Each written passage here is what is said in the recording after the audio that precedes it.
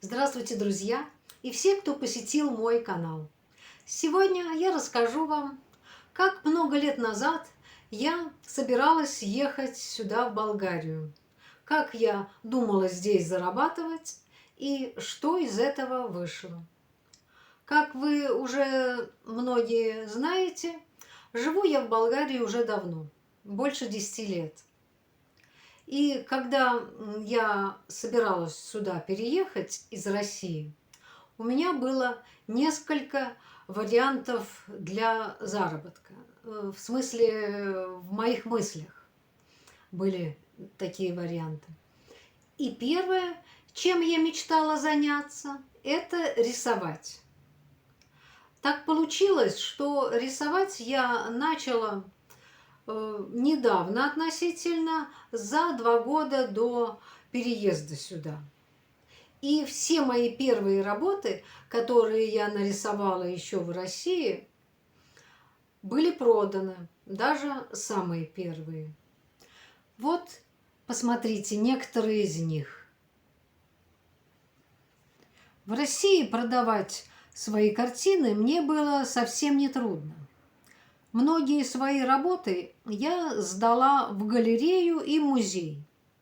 И за то, что они там находились, мне ничего не надо было платить, сколько они там не висели. Ну, конечно, там брали не все подряд, но мои работы брали. И все, что я им сдавала, все было продано. Они брали себе за это после продажи только 20%. И я думала, что если в маленьком городке, в котором нет совсем туристов, мои работы так легко продаются, то в Болгарии, где полно туристов, они будут продаваться намного лучше. Это я так думала. И первое время, когда я переехала в Болгарию, я очень активно рисовала.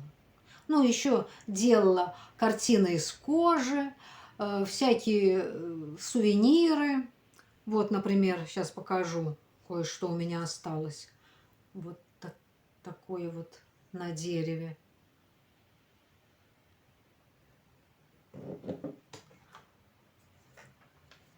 Вот такая вот картинка.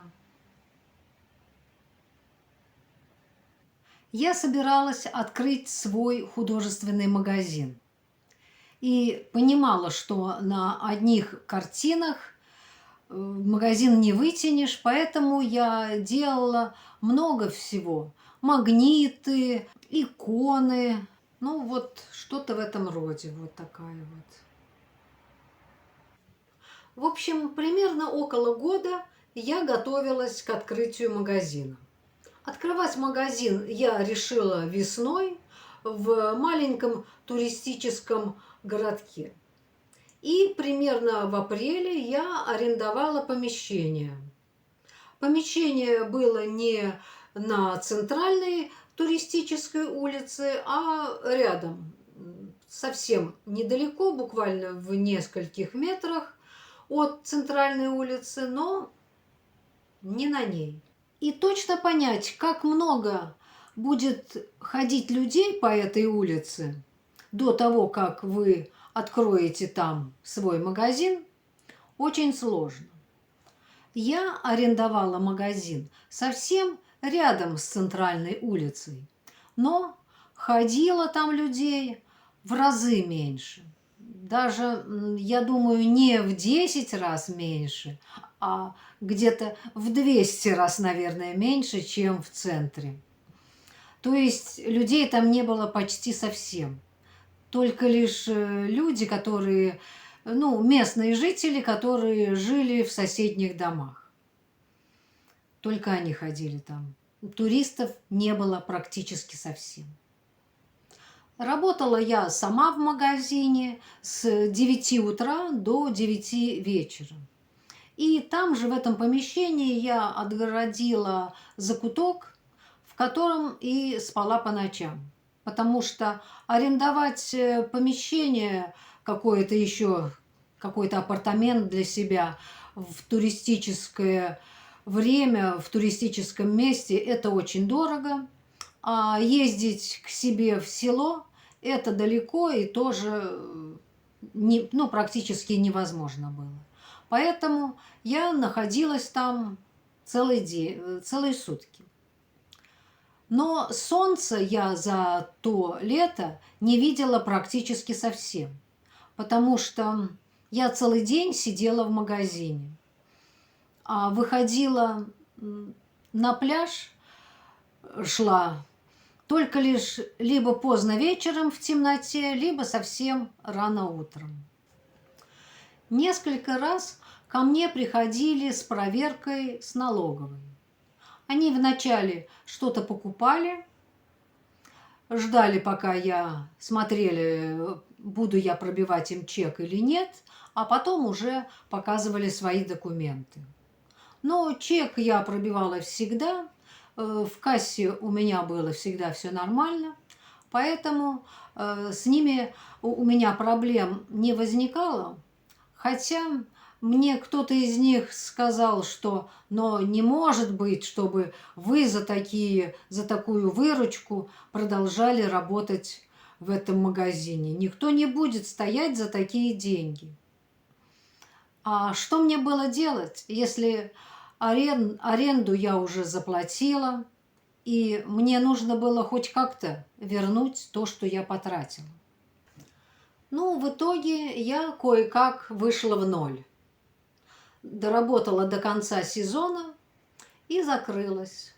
Я думаю, что если бы магазин у меня был на центральной улице, то особо в плюс я бы все равно не вышла. Потому что разница в цене за аренду между центральной туристической улицей и всеми остальными бывает огромной. Может быть, даже в 10 раз выше. Поэтому мне бы пришлось в 10 раз больше работать, в 10 раз больше продавать, чтобы тоже выйти в ноль. Ну, и я бы, думаю, просто в 10 раз больше измучилась. Здесь арендодатели, которые сдают свои помещения на центральных туристических улицах, оценивают свою недвижимость по максимуму. Поэтому обычно каждый сезон люди меняются, не стоят из года в год. А некоторые даже до конца сезона не стоят. Но это те, кто не заплатил в начале сезона всю сумму за все летние месяцы, а те, которые заплатили только за первый месяц и так далее. Вот. Им, конечно, если они захотят, можно закрыться. Всем остальным же приходится стоять до конца, потому что деньги уже уплачены, как было и у меня. На любом товаре заработать тут летом совсем непросто, а на картинах еще сложнее, потому что в туристических местах все рассчитывают на туристов, а туристы в основном летят на самолетах, большинство, и покупать им что-то большое, как большие картины, это очень неудобно. В основном никто это не делает, а покупают только что-то мелкое, какие-то мелкие сувениры, магнитики, то, что легко, удобно увезти с собой. Поэтому с картинами здесь, наверное, сложнее всего. У меня за все лето купили только одну большую картину.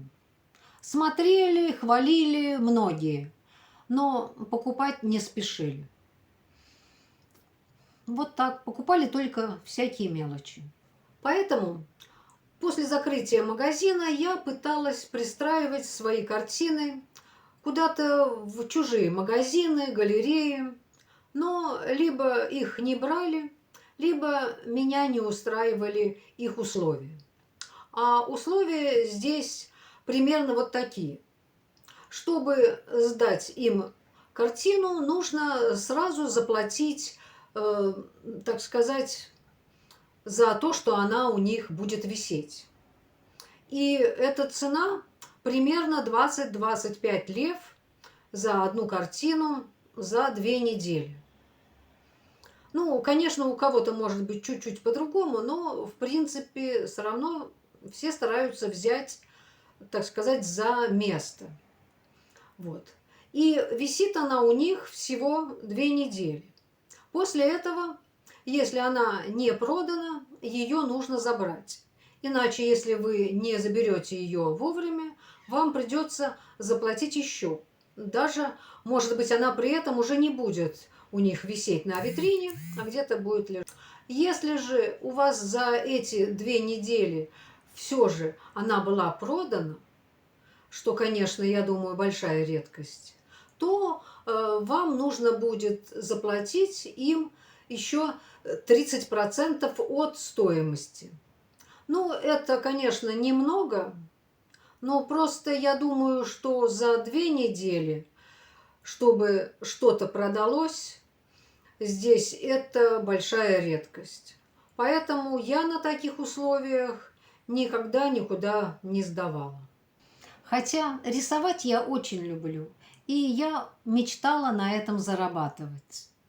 И я думаю, что таких людей, как я, достаточно много, кто думает, что приедет сюда, в Болгарию, будет что-то делать, рисовать или какие-то там свои поделки делать и на этом жить.